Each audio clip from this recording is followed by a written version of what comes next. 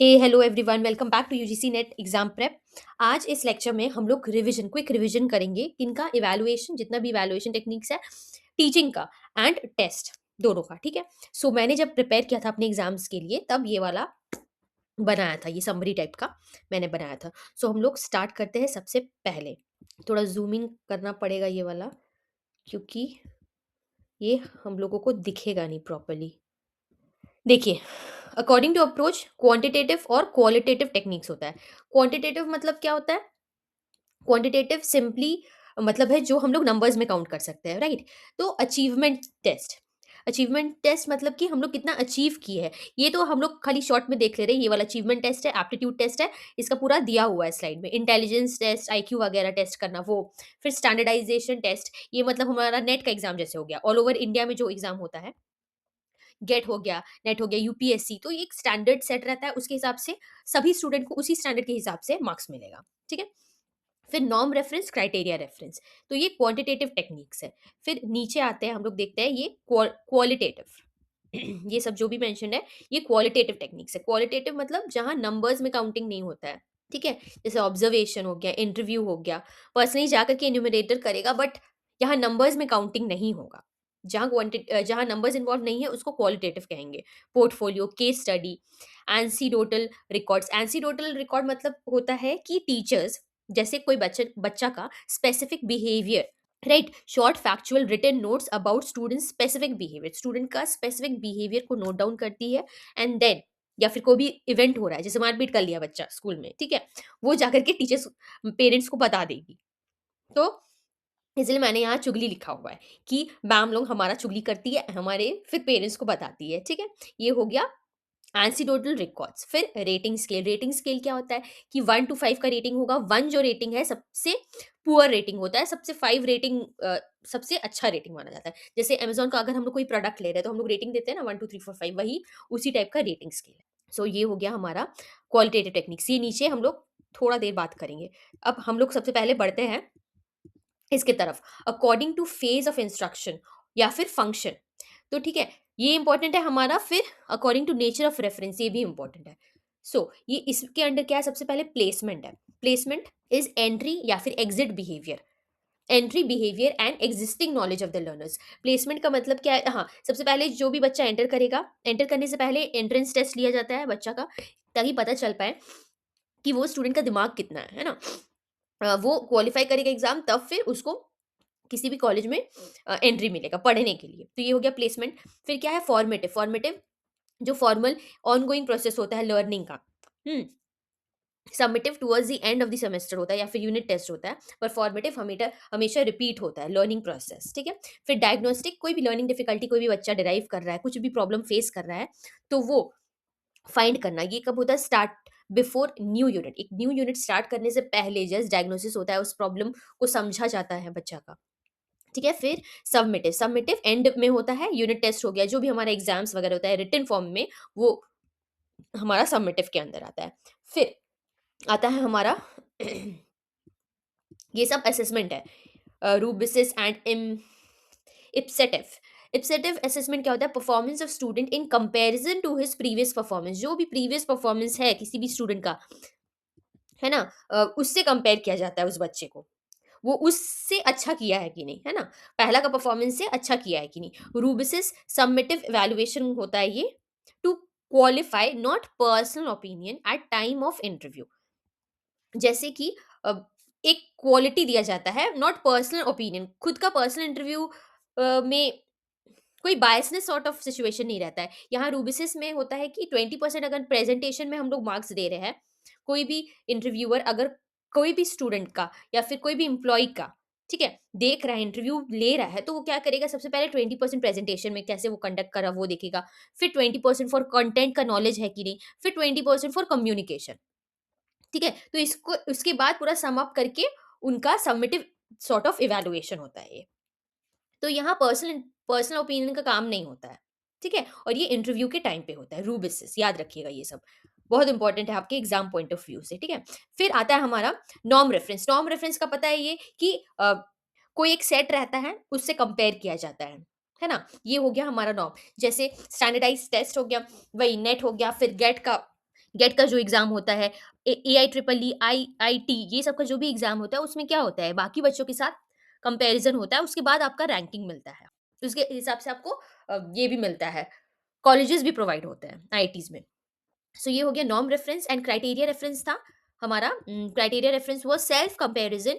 गेस्काल first use this term कब use किए थे? 1963 में। ऑब्जेक्टिव और outcome based upon the test, और ये कंटिन्यूअस होता है, ये खुद के साथ खुद का कंपैरिजन है, राइट? यहाँ नॉर्म का बात नहीं हो रहा, कोई ग्रुप से कंपैरिजन नहीं हो रहा, खुद का खुद के साथ कंपैरिजन। मास्टर और ऑब्जेक्टिव, रेफरेंस और कंपीटेंसी टेस्ट। रेफरेंस या फिर कंपेटेंसी जो टेस्ट है, ये दूसरा नाम है क्राइटेरिया रेफरेंस टेस्ट का, राइट? फिर पोर्टफोलियो। पोर्टफोलियो क्या है? Systematic collection of student work collected over a period of time. एक पीरियड ऑफ टाइम में बच्चा क्या समझा है, कितना अच्छे से काम कर पा रहा है, उसको जो समझाया जा रहा है वो ठीक से गैदर किया है कि नहीं, तो उसका जो भी वर्क है उसको कलेक्ट करके वो चीज़ समझा जाएगा। वो कैसे होगा? थ्रू दी असाइनमेंट्स, ये हो सकता है, या फिर through the project which is been provided by the teacher to the students, ठीक है? तो ये सब कवर हो जाएगा हमारा पोर्टफोलियो में। एक सीवी टाइप का भी है ये वाला चीज़ पोर्टफोलियो, क्योंकि हमें पता चलता है कि बच्चा कितना ग्रास्प कर पाया है वो सब्जेक्ट को, वो चीज़ को जो हम पढ़ाए हैं, फिर प्रोजेक्ट दिए या फिर असाइनमेंट दिए हैं, वो चीज़ को कितना अच्छे से ग्रास्प करके आपके पास प्रेज़ेंट कर रहा है, राइट? ये हो गया पोर्टफोलियो। अब हम लोग बढ़ते हैं टुवर्ड्स द वेरियस टेस्ट।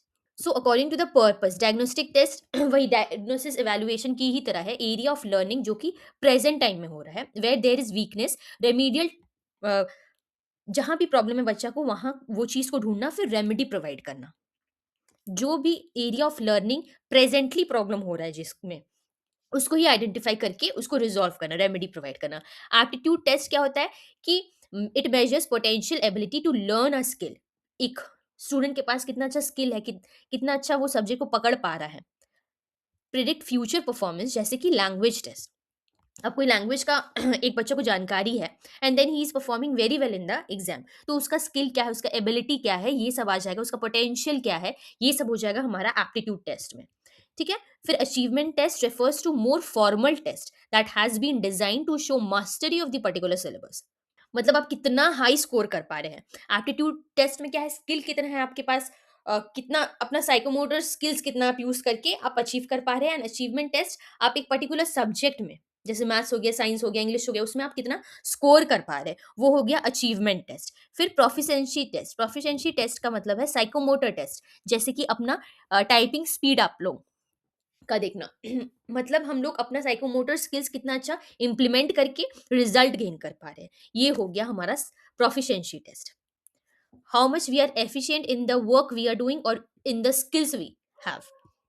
फिर आता है सोलास्टिक असेसमेंट एंड कोसोलास्टिक। ये क्या था हमारा? दो टाइप का असेसमेंट था, मैंने प्रीवियस लेक्चर्स में भी ये सब कवर किया हुआ है। तो इसमें क्या था? Assessment of cognitive abilities of learners, तो CAP, cognitive, affective and psychomotor. Cognitive related, it is related with scholastic assessment, मतलब कि हमको अपना, इसे हम कह सकते हैं कि हम अपना करिकुलर एक्टिविटीज़ को छोड़ करके अपने मेन जो सब्जेक्ट नॉलेज है मेरे पास कितना है, हम अपना एकेडमिक फील्ड्स में कितना अच्छा काम कर पा रहे हैं, राइट? ये रिलेटेड है स्कॉलास्टिक असेसमेंट से। और कोर स्कॉलास्टिक का मतलब था कि मेरे अफेक्टिव और वो साइकोमोटर से रिलेटेड है, अपना स्किल, वैल्यू, मॉरल्स कितना अच्छा है एक स्टूडेंट का, और उसका होलिस्टिक डेवलपमेंट होना चाहिए। स्कॉलास्टिक एंड कोर स्कॉलास्टिक दोनों को मिला करके एक होलिस्टिक डेवलपमेंट होना चाहिए, पूरा डोमेन्स को कवर करता है ये चीज़, right? So continuous and comprehensive evaluation जो है, ये आ जाएगा पूरा हमारा स्कॉलास्टिक एंड कोर स्कॉलास्टिक को मिला करके ही, overall development of a student, right? ये हो गया हमारा। देन फिर ये वाला भी देख लीजिए, ये छोटा-सा है। डायरेक्ट ग्रेडिंग क्या होता है? हर एक each answer is graded with the letters A, B, C जो भी होता है, ए, बी, सी, डी करके हमारा रेटिंग होता है। इनडायरेक्ट क्या होता है? पहले मार्क्स दिया जाता है, फर्स्ट मार्क्स इज़ गिवन, उसके बाद रेटिंग दिया जाता है स्टूडेंट्स को। Then absolute and relative grading, ये क्या होता है? एब्सोल्यूट का मतलब यूनिफ़ॉर्म, एक ही टाइप का ग्रेडिंग होगा। डिस्टिंक्शन कब होता है? 75% एंड अबव आएगा तो डिस्टिंक्शन कहेंगे। फर्स्ट डिवीजन क्या होगा? 60% टू 75% आएगा तो हमारा फर्स्ट डिवीजन हो जाएगा।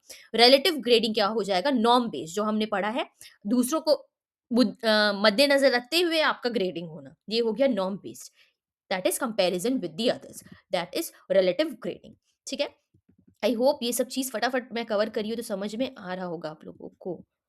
फिर आता है पर्सनैलिटी टेस्ट। पर्सनैलिटी टेस्ट क्या है? पर्सनैलिटी ट्रेट्स देखना, कॉन्फिडेंस कितना है, अगर कोई इंटरव्यू में फेस करने जा रहा है या फिर कोई स्टूडेंट है, तो पर्सनैलिटी टेस्ट क्या होता है? बेसिकली ये सब चीज़ें होते ही तो है इंटरव्यू के दौरान, उस समय होता है कि कॉन्फिडेंस है कि नहीं, ठीक से बोल पा रहा है कि नहीं, कम्युनिकेशन क्या है, इमोशनल स्टेबिलिटी, लीडरशिप स्किल्स है कि नहीं, क्योंकि बाकी लोगों के साथ काम करना, बाकी लोगों के को साथ में लेकर के चलना है। That comes under personality test. फिर स्टैंडर्डाइज्ड टेस्ट, तो सेम प्रोसीजर, ये हमने पहले ही पढ़ा कि नेट, गेट, ये सब याद रखिएगा कि यूपीएससी, ये सब स्टैंडर्डाइज्ड टेस्ट है। इसका स्कोर स्टैंडर्ड रहता है, सभी लोगों के लिए एक समान मार्किंग दिया जाएगा। जैसे कि हमारा एग्जाम, यूजीसी नेट का exam. What is synoptic assessment? Apply knowledge from different areas into one.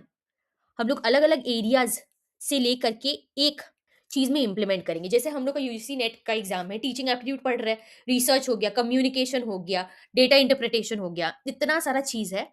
And then we are sitting and giving our exam of UGC NET. तो हम लोग अप्लाई कर रहे हैं, अपना अलग-अलग एरियाज़ का नॉलेज को अप्लाई करके एक एग्ज़ाम को पास करने का कोशिश कर रहे हैं। तो ये आ जाएगा हमारा सिनॉप्टिक असेसमेंट, ठीक है? इसमें स्टूडेंट का टैलेंट एंड स्किल देखा जाता है। राइट। फिर आता है हमारा, अच्छा, रिफ्लेक्टिव प्रॉम्प्ट। इंपॉर्टेंट फीचर्स, ये क्या है? Important features of formative evaluation. Reflective prompts क्या होता है? After a topic is complete, teacher gives questions to the students to reflect their self learning. वो कितना खुद से लर्न कर पा रहे हैं। टीचर्स जब क्वेश्चन पढ़ा दी, ठीक है, एग्जाम में हम, मतलब हम लोग को चैप्टर पढ़ा दी, फिर क्वेश्चन दे रही, हम लोग खुद से कितना असेस करके वो सब कंप्लीट कर पा रहे, राइट राइट आंसर दे पा रहे। तो ये आ जाएगा reflective prompt. Norm reference support किसको करता है? सबमिटिव इवैल्यूएशन को। एंड क्राइटेरिया रेफरेंस किसको सपोर्ट करता है? फॉर्मेटिव इवैल्यूएशन को। नॉर्म रेफरेंस का यही मतलब है ना कि बाकी लोगों को देखते हुए हमारा रैंकिंग होगा, तो ये सबमिटिव हो गया टुवर्ड्स द एंड। जैसे हमारा एग्जाम 6-6 महीना में एक बार होता है, तो पूरा पढ़ने के बाद एक बार हो रहा है। क्राइटेरिया रेफरेंस हो गया फॉर्मेटिव, क्योंकि ये ऑनगोइंग है, चलते रहता है। खुद का खुद के साथ कंपैरिजन करते रहना पड़ता है। बहुत ज़्यादा हम लोग खुश हो जाएँगे तो फिर मार्क्स कम आने लगेगा। इसीलिए ये वाला continuous and criteria reference support करता है फॉर्मेटिव इवैल्यूएशन को। इंटरिम और बेंचमार्क असेसमेंट क्या होता है? Evaluate students performance at periodic intervals. Inter जो हमारा वीकली टेस्ट हो जाता है या फिर मिड टर्म टेस्ट हो गया, ये सब हो जाएगा इंटरिम और benchmark assessment. Then dynamic assessment. Dynamic assessment is teaching in unfamiliar topic. जैसे कि हम लोग फ्रेंच लर्न कर रहे हैं या फिर हम लोग कोई और सब्जेक्ट पढ़ रहे हैं, कोई और लैंग्वेज ही लर्न कर रहे हैं जो हमको नहीं पता है पहले से। हमें, जैसे कि मुझे इंग्लिश पता है, हिंदी पता है, अब हम जाकर के फ्रेंच पढ़ेंगे या फिर हम जाकर के जर्मन लैंग्वेज सीख रहे हैं। तो ये सब हो जाएगा डायनेमिक असेसमेंट। फिर आता है prognostic assessment. It predicts how well a student is going to perform in the future.